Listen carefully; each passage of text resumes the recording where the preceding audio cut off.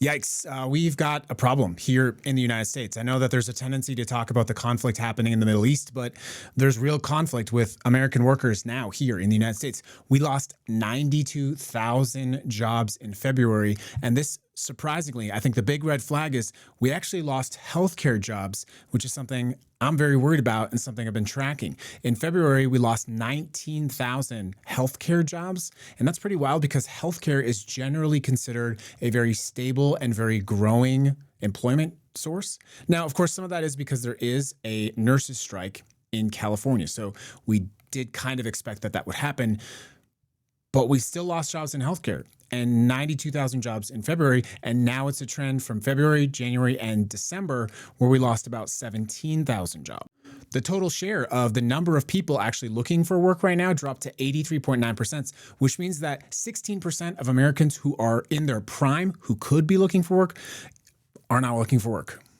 There's a positive glimmer, which is that the wage growth has continued. It's improved 3.8%. That still doesn't feel like it's keeping track with inflation, but it's a good sign that American workers are demanding more for the time they spend at work, and that's a very good thing. But I know there's conflict in the Middle East, and just to be clear, we shouldn't be there. But there's also conflict every day with Americans trying to decide if they're going to buy food or medicine, or pay their rent or pay their insurance, or if they can even find another job. A lot of Americans right now are in what's called a low hire, low fire state, which means they probably need to find a better job, or they may be working at a job they don't particularly enjoy, but they're afraid to leave or look for work. And in a country that talks about freedom, if you're feeling very stuck in your job because, first of all, you don't have healthcare if you leave, but you're afraid you just won't be able to find another job, well, we're talking a lot about freedom as a country right now, freeing other countries right now. But that is not freedom.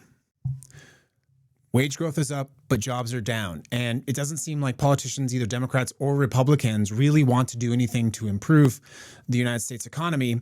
That's a real problem. But the fact that workers are demanding more, that's a good thing. But of course, as you probably also know, unemployment is traditionally tracked. One of the metrics is the people who are actively receiving unemployment benefits. When you expire and no longer have those benefits, you're tracked differently. So it's also very possible that a lot more people feel unemployed or underemployed than that statistic even represents.